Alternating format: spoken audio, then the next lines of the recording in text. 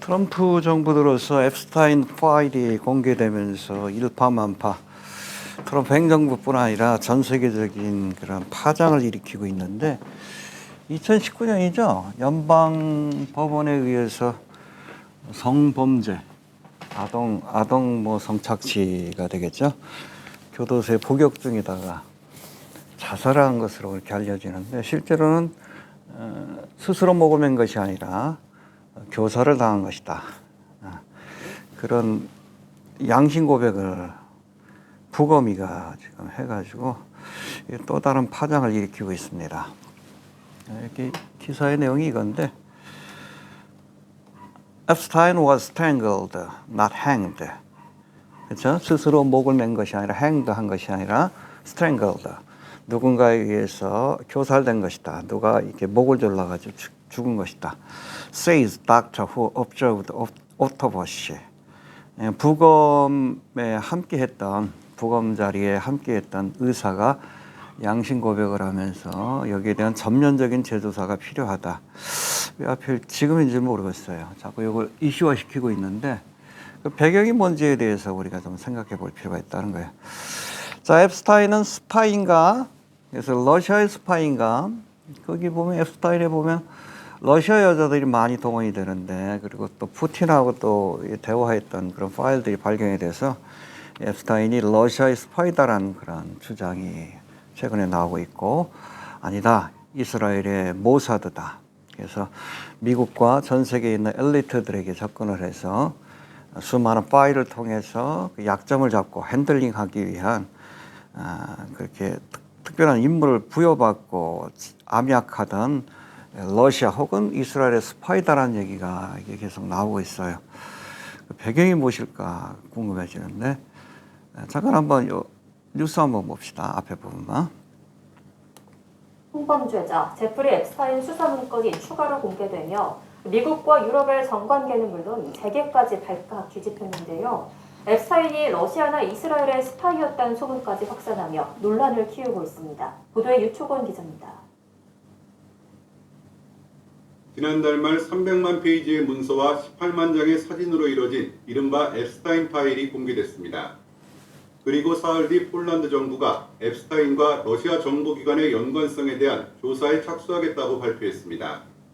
그러면서 지금 폴란드하고 러시아 관계가 안 좋죠. 우크라이나 다음은 폴란드라는 그런 얘기가 나올 만큼 러시아로 굉장히 큰 어찌 보면 폴란드가 다시 침공을 당할 수도 있다라는 그 위기감 속에서 이 앱스타인이 러시아의 스파이다라는 그런 주장을 올리고 있는 겁니다. 그래서 여기에 대해서 이렇게 얘기를 합니다. 댓글 보니까 첫 번째 댓글이 참 재밌는데 이거 어디서 많이 보던 스토리인데 그냥 이렇게 스토리를 만들어서 서양 정치인들 여기 연루된 사람들을 다 무죄로 어찌 보면 희생자로 이렇게 포장하기 위한 또 다른 음모가 아니냐라는 얘기가 나오고 있다는 거예요. 하여튼 이런 얘기들이 계속 확산되고 있습니다. 이 불꽃이 어디로 튈지 거기에 대해서 우리가 좀 지켜볼 필요가 있다는 생각이 좀 듭니다. 자, 봅시다. 미묘한 시점이 공개된 앱스타인 파일이 금년 들어서 엄청난 파일들이 공개가 됐는데 이 공개된 파일 가운데는 이 트럼프 행정부의 민감한 그런 파일들은 감춰졌다. 트럼프의 개인적인 파일들은 감춰졌다. 그래서 또 한쪽에서 또 공격하고 아무튼 이것 때문에 미국 정가뿐 아니라 전 세계 엘리트들이 많은 곤욕을 지금 치르고 있어요. 자, 미묘한 시점에 공개된 앱스타인 파일이 미국의 정가를 흔들고 있는 가운데 최근엔 그가 이스라엘 혹은 러시아의 간첩, 모사드 요원이다 아니면 러시아의 간첩이다 이런 주장들이 나오고 있습니다. 그리고 또 아까 살펴본 것처럼 2019년 그를 부검했던 의사가 없어 보니까 뭐 직접 부검은 안 했다 할지라도 지켜봤겠죠. 스스로 목을 맨 것이 아니라 앱스타인이 자살한 것이 아니라 누군가에 의해서 목이 메어진 것이다. 교살된 것이다. 여러 가지 이 부검의 결과를 보면 누군가가 일부러 그렇게 교살을 한 것으로 이렇게 봐야 한다라고 주장하고 있다는 거예요. 그래서 이 사건에 대한 전면적인 재조사를 요청하고 있다. 이것도 이슈가 되고 있다는 거예요. 자, 그동안 앱스타인에 대해서는 그가 일루미나티의 포주로서 이 소아성애를 즐기는 엘리트들에게 빌 게이츠라든지 클린턴이라든지 얘네들이 소아성애까지 즐긴다라고 이렇게 알려지고 있어요. 그래서 이 소아성애를 즐기는 엘리트들에게 성노예로 쓰일 아이들을 공급하는 역할을 해왔다는 이런 주장이 음모론들과들 사이에서는 하나의 정설처럼 받아들여져 왔습니다. 그래서 2019년에 사건 터졌을 때 터질 게 터졌다. 이런 이야기들이 많았는데 최근 이게 벌써 7년이 지났잖아요. 다시금 이 앱스타인 파일이 공개되는 것이 또 다른 의도를 가지고 진행되는 것이 아닌가라는 의심을 할 수밖에 없다는 거예요.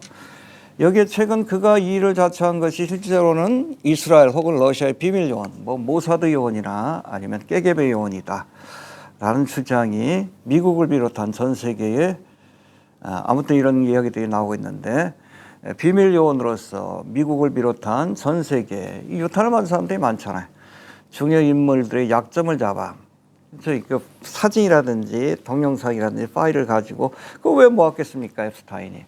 이걸로 그 사람들을 핸들링하기 위한 그런 수단으로. 그렇다면 이 앱스타인을 내세운 것이 누구냐? 스스로 한 것이냐? 아니면 그 뒤에 이스라엘이나 아니면은 러시아가 있지 않느냐? 이런 새로운 주장이 나오고 있다는 거예요. 아무튼 트럼프 자체도 지금 뭐 앱스타인하고 교류했던 그런 사진들이 나오면서 굉장히 곤란을 겪고 있는데, 아무튼 트럼프에 관한 민감한 사진들은 아직 공개가 안 되고 있는 것 같아요. 그러니까 또 민주당 쪽에서도 공격을 많이 합니다. 빌 게이츠, 워낙 지저분한 녀석이니까. 그리고 뭐 영국 왕실도 지금 뒤집혔고 좀 난리도 아닙니다. 자, 그가 유명 인사들의 치부를 담은 수많은 파일들을 남긴 거, 왜 남겼습니까? 그냥 뭐 저거 끝날 수도 있는데 남긴 이유가 있다라고 보는 거죠. 그 사람들을 핸들링하기 위한 수단으로 남겼다라고 보는 겁니다. 그리고 2019년 수감 중에 교사를 당한 것도 바로 이런 이유 때문이라고 보고 있는 것인데, 그렇다면 이번에 잊혀져가는 앱스타인 파일들이 공개된 것, 시점이 묘하지 않습니까? 이건 트럼프 행정부를 곤란에 빠뜨리기 위한 것인지 아니면 그 반대로 엘리트들을 곤란에 빠뜨리기 위한 것인지. 스파이설이 나돌고 있는 거는 요거를 그냥 서로 양측에서 합의를 봐가지고 그냥 이렇게 스파이설로 이렇게 퉁치고 지나가기 위해서 또 다른 이론을 제기하고 있는 것이 아닌지, 이것도 또 다른 공작물의 결과가 아닌지 이런 의심들이 든다는 거예요. 과연 이번에 공개되고 있는 앱스타인의 파일들이 은밀히 소아성애를 즐기던 엘리트들, 루시퍼 숭배자들이죠. 이들을 몰락시키는 계기가 될지, 아니면 대통령에 재선된 이후로 사사건건 세계 정부와 각을 세우고 있는, 네오콘과도 절연하고 유엔하고도 절연하고 각을 세우고 있는 이 트럼프 행정부를 몰락으로 이끄는 계기가 될지 지켜보는 것도 새로운 관전 포인트가 될 것 같다는 생각이 듭니다. 어디로 불꽃이 튈지, 아니면 그냥 스파이설로 이렇게 퉁치고 지나가 버릴지, 좀 지켜볼 필요가 있을 것 같아요. 오늘이